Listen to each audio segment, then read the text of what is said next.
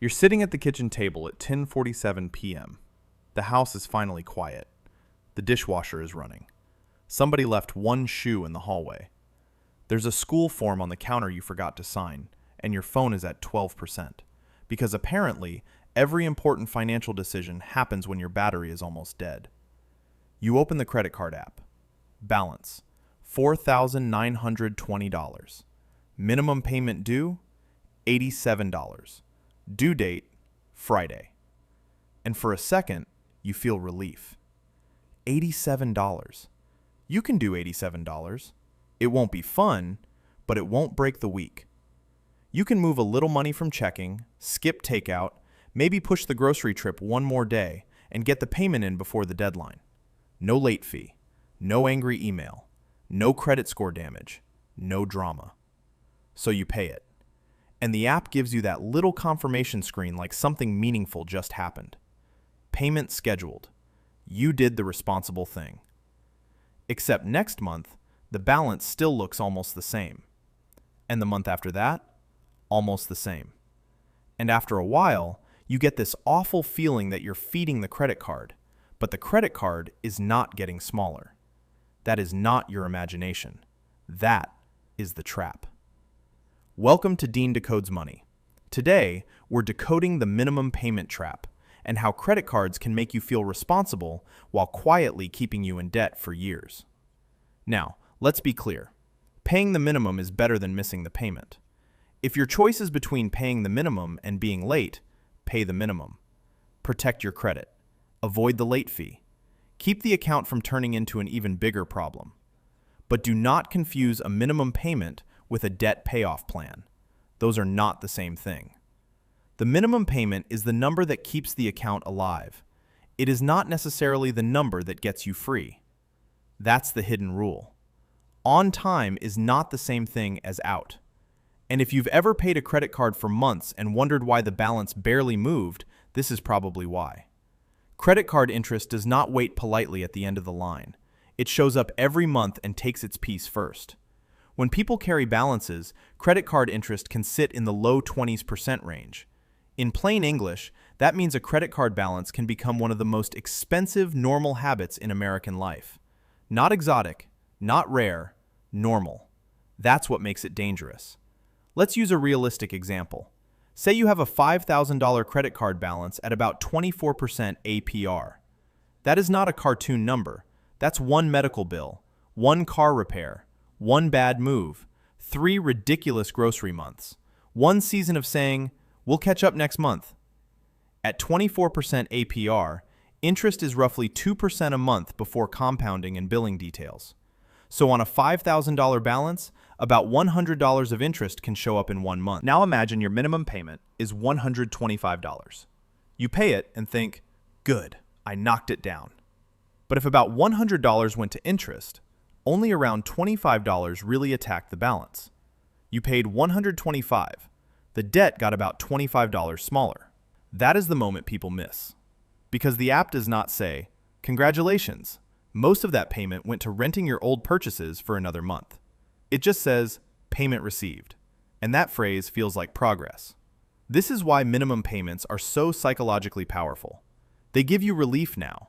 They prove you're not ignoring the problem. They let you say, at least I'm paying something. And sometimes, that really is all you can do. There are months where the minimum is not laziness, it is survival. The problem begins when survival mode becomes the plan. Because the credit card company does not need you to pay nothing.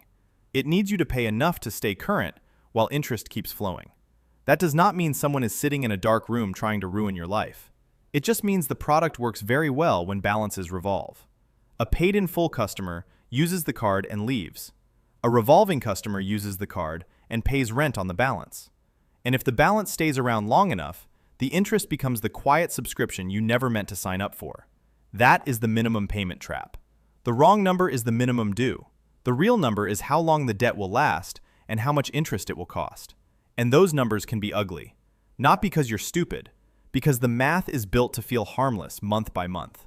$87 does not feel like a disaster. $125 does not feel like forever. But a small payment against a high-interest balance is like trying to drain a bathtub while the faucet is still running. You are doing something. You are just not doing enough to get ahead of the water. That is the interest treadmill. You're moving. You're paying. You're being responsible enough to avoid collapse. But financially, you may be staying in almost the same place. And that's why this trap hits normal households so hard. These are not people buying yachts. They're buying tires. They're covering a deductible. They're paying for braces, school supplies, groceries, prescriptions, gas, a flight home for a family emergency, or the week where 3 bills hit before the paycheck did. The credit card becomes the shock absorber. Then the minimum payment becomes the monthly bruise. So the first shift is simple. Stop looking at the minimum payment as the bill. The minimum is not the bill. The balance is the bill. The interest is the leak. And the payoff time is the warning label. If this already changes how you see your statement, subscribe. Dean Decodes Money breaks down the money traps that look responsible from the outside. Now let's talk about Amanda. Amanda is 39, lives outside Columbus, Ohio, and makes about $68,000 a year. Not rich, not poor. Just that familiar American middle, where the paycheck looks decent until real life starts taking bites out of it. She has rent, car insurance, groceries, a phone bill, a student loan payment that came back like an unwanted sequel, and a 12-year-old who somehow needs new shoes every time Amanda blinks. Amanda did not build her credit card balance in one wild weekend. That would almost be easier to explain. It happened in pieces. $400 for new brakes, $280 at urgent care, a grocery month that got away from her, a birthday trip she probably should have made smaller, but it was her daughter's birthday, and she was tired of always being the parent saying no. Then her hours got cut for 2 weeks. Not fired, not laid off. Just enough missing income to make the math ugly. So the card became the bridge. That's how a lot of credit card debt starts. Not as luxury, as a bridge. The problem is, some bridges charge 24% interest and never seem to end. By the time Amanda really looks at it, her balance is $6,700. The APR is 24.99%. Her minimum payment is around $190, and every month she pays it. On time. No excuses. She is not hiding from it. She is not ignoring the bill in a junk drawer under old takeout menus. She pays. And that is why she is so frustrated. Because after a year of payments, the balance still feels like it's standing in the doorway, blocking her life. That is the emotional trap. When you pay every month, your brain expects progress. That's fair. If you go to the gym for a year, you expect something to change. If you clean the kitchen for an hour, you expect the kitchen to look less like a raccoon hosted a party. If you pay a debt every month, you expect the debt to shrink. But high-interest credit card debt does not reward effort the way your brain expects. It rewards principal reduction. And minimum payments do not always reduce enough principal to make you feel free.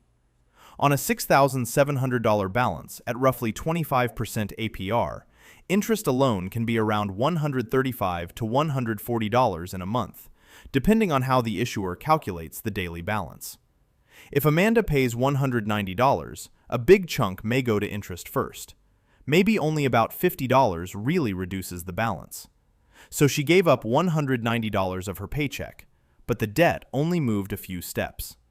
And if she uses the card again for gas, groceries, a school fee, or one small emergency, the balance can climb right back. That is how people end up saying the sentence nobody wants to say out loud. I've been paying this card forever. And the cruel part is, they are not wrong. They have been paying.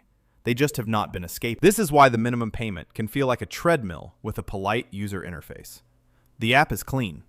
The due date is clear. The payment button is easy. The confirmation screen is calming. But underneath that calm design, interest is doing push-ups. Now add a second card. This is where the trap gets uglier. Amanda has one card with a $6,700 balance and a $190 minimum. Another card with a $2,100 balance and a $68 minimum. And a store card from when the washing machine died with a $1,400 balance and a $45 minimum. None of those minimums looks insane by itself. 190, 68, 45. You can look at each one and think, okay, I can handle that. But together, that is $303 a month just to stay current. Not to be free, to stay current. That distinction matters, because staying current feels responsible, and it is responsible, but it is not the same as building wealth. It is not the same as creating margin. It is not the same as getting your paycheck back. Amanda now has a $303 monthly doorway fee just to walk into the next month with the same debt problem waiting for her. That's what credit card debt does when it becomes normal. It turns yesterday's emergency into today's fixed cost. And fixed costs are the enemy of breathing room. This is where shame usually shows up. People say, well, she should have known better.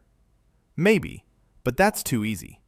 The better question is, why does this trap work on normal people? It works because the minimum payment gives your brain a small, immediate win. You avoided being late. You protected your credit score. You bought yourself another month. And when life is already stressful, buying another month feels like success. Amanda is not thinking about total interest over 5 years. She is thinking about Friday. She is thinking about the school email that says, payment due.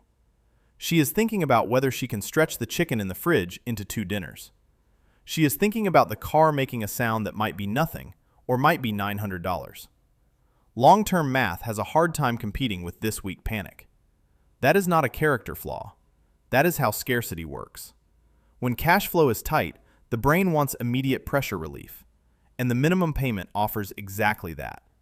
Small pain now, big cost later. That's the deal. The credit card company does not have to trick you with a villain mustache. It just has to offer a payment small enough that you can keep going. And the longer you keep going, the more interest has time to work. This is why available credit can be dangerous too. Amanda pays the card down a little. Now she has $220 available. Then groceries run high, so she uses $80. Gas is more expensive. Another $45. The kid needs something for school tomorrow morning, because of course the notice came home crumpled at the bottom of the backpack. Another $35. None of it feels wild, but the card never gets a clean month to heal. That's the part people underestimate. To get out of revolving debt, you do not just need to pay. You need to stop the balance from growing back while you pay. That's hard when the card has become your emergency fund. And for millions of households, that is exactly what happened. The emergency fund is not in savings. It is on a card. The problem is, a credit card is not an emergency fund. It is an emergency loan with a very enthusiastic interest rate. That does not mean you're bad if you used it. Sometimes the card is the only bridge you have. But after the emergency, the job is to stop living on the bridge, because bridges are not homes, and minimum payments are not exits. They are maintenance fees on the bridge. So how does Amanda start changing it? Not all at once. That matters. People love giving debt advice like there's a giant pile of extra money sitting around, just waiting to be assigned a purpose. Just pay more. Great. With what? The grocery fairy? Amanda does not need a motivational poster. She needs a system that survives a real month. So first, she stops adding new charges to the card she is trying to kill, even if that means using a debit card for groceries and feeling the pain immediately. That pain is useful. Credit cards can blur the moment of spending. Debit makes the checking account tell the truth faster. Second, she picks one card as the target, usually the highest APR card, because that is the one setting the most money on fire. Third, she pays minimums on the others, then throws every extra dollar at the target card. Not because the other cards do not matter, but because scattered effort feels busy, and concentrated effort actually breaks something. Fourth, she builds a tiny cash buffer at the same time. Not a perfect emergency fund, not 6 months. Maybe $500, maybe $1,000. Enough so the next flat tire does not go right back on the card and undo the whole month. This is where people get confused. They ask, should I save or pay debt? With high-interest credit card debt, the math usually screams, pay the debt.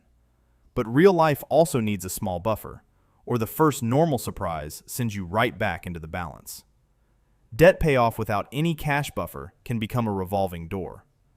Pay it down, emergency hits. Charge it back up. Feel defeated. Repeat. Amanda needs a doorstop. A small cash buffer is that doorstop. The goal is not perfection. The goal is to interrupt the cycle. Because the minimum payment trap is not just a math problem. It is a rhythm problem. Charge, minimum, interest, stress. Charge again. Minimum again.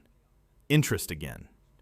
Once you see the rhythm, you can start breaking. So how do you escape the minimum payment trap without pretending life is suddenly going to become cheap? You need a plan that respects two things at the same time: the math and the month. Because the math says attack the highest interest rate, but the month says the fridge is empty, the electric bill is due, and the car is making a noise that sounds like a financial threat. Both are real. So here's Dean's minimum payment escape plan. First, stop the bleeding. The card you're trying to pay off cannot keep being the card you use to survive the week. If you pay $250 toward a card and then put $220 back on it for groceries, gas, and an emergency prescription, you are not failing. You are running in place. That card has become a revolving door. Money goes in, life pulls it back out. So take the Target card out of daily use. Remove it from Apple Pay. Remove it from Amazon. Remove it from the food delivery app you only open when the day has already beaten you up. Put the physical card somewhere inconvenient. Not because you are a child, because friction helps. A card saved in 3 apps is not an emergency tool. It is a loaded shortcut. Second, find the real payoff number. Not the minimum, not the balance you glance at while emotionally dissociating. The real payoff number is this: how much extra above the minimum would actually change the timeline? If Amanda owes $6,700 at about 25% APR, and she pays around $190 a month, a painful amount disappears into interest. But if she can push the payment to $300 or $350, the story starts changing. Not magically, but meaningfully. An extra $100 or $150 a month can be the difference between this balance follows me for years and I can see the exit. That extra money may not come from one big heroic cut. It may come from ugly little places. $25 from canceling something, $40 from lowering a phone plan, $30 from one less restaurant run, $50 from selling something in the garage that has been worth money in theory for 3 years, a small tax refund, a work bonus, a cash gift, a side shift. This is not cute. Nobody dreams of using birthday money to fight an APR. But high-interest debt is different. At 24 or 25% APR, every extra dollar sent to principal is like stopping a small leak before it floods another month. Third, pick one target. This is where people scatter. They have 3 cards, so they pay a little extra on all 3 and feel productive. But scattered effort can keep everything alive. Pick one card to kill first. Usually, the highest APR card is the best target because it costs the most. That is the Avalanche method. If 2 cards have similar rates and one smaller balance is mentally weighing you down, killing the small one first can also make sense. That is the snowball. The important part is not becoming religious about the method. The important part is concentration. Minimums on everything. Extra money on one target. Repeat until one card is gone. Then roll that payment into the next card. That's where momentum starts to feel real. Not because the first month is dramatic, because the 3rd or 4th month finally proves the debt can move. Fourth, build a tiny emergency buffer while you attack. This may sound wrong when the APR is ugly, but remember Amanda's problem. Every time she paid the card down, life put something back on it. A $600 car repair, a $180 urgent care visit, a $95 school cost, a grocery week that laughed at the budget. Without even a small cash buffer, debt payoff becomes a trapdoor. You climb out a little. The next emergency drops you back in. So build a starter buffer, maybe $500, maybe $1,000. Not because that solves everything. It doesn't. But it gives you one layer between life and the card. It turns the credit card from your first emergency plan into your last resort. That change matters. Fifth, call and ask. This is the step people skip because it feels awkward. Call the card issuer and ask if there is a lower APR available. Ask if there is a hardship program if you are truly struggling. Ask what options exist. Will they always help? No. Sometimes they will say no with the emotional warmth of a parking meter. But sometimes they can lower the rate, waive a fee, offer a temporary plan, or explain options you did not know existed. You are not begging. You are managing the cost of the debt. And if you're considering a balance transfer or personal loan, be careful. Those can help. But only if they are part of an exit plan. A 0% balance transfer can be powerful if you stop using the old card and pay aggressively before the promo period ends. But if you transfer the balance, feel relief, and then charge the old card back up, you did not escape. You made the room bigger and moved the furniture around. Same fire, different address. A personal loan can also simplify payments and lower interest. But if the credit cards stay open and keep absorbing groceries, the loan just turns one problem into two. So the rule is simple. Consolidation is not payoff. It is only a tool. The debt is not gone until the balance is gone. Now let's decode the whole thing. The minimum payment is not evil. It has a purpose. It keeps you current. It protects you from late fees. It buys time when the month is ugly. But it is a terrible long-term strategy against high-interest debt. Because on time is not the same thing as out. The wrong number is the minimum due. The real numbers are APR, payoff time, total interest, and how much of your paycheck still belongs to you after the payments clear. So the next time you open your credit card app and see a minimum payment that feels manageable, pause. Scroll lower. Look for the APR. Look for the interest charged. Look for the payoff estimate if the app shows it. Then ask one honest question. Am I paying this down, or am I just keeping it alive? That question may sting, but it is better than spending 5 years politely feeding a balance that was supposed to be temporary. And do not shame yourself if you are in it right now.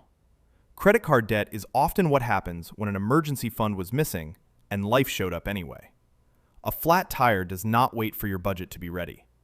A medical bill does not ask whether your savings account feels confident. Groceries do not care that wages and rent are already having a fist fight in your checking account. You are not stupid because you use the bridge, but you deserve to get off the bridge. So start small. Stop new charges on the Target card. Find the real payoff number. Pick one balance to attack. Build a tiny buffer. Ask for a lower rate or a hardship option if you need one. And treat every extra dollar like it is buying back a piece of your future paycheck. Because that is what it is doing. A paid-off credit card does not just mean a zero balance. It means the next paycheck has fewer hands reaching into it before you even wake up. It means an emergency is less likely to become a spiral. It means a Friday night grocery trip does not feel like a personal attack. It means your money can finally start moving toward your life again instead of backward into old purchases. That's the decoded rule. Minimum payments keep you in good standing. Extra principal gets you out. Know which one you are paying. If this helped you see the real cost behind the minimum payment, subscribe. Dean Decodes Money is here to decode the hidden money rules before they quietly cost.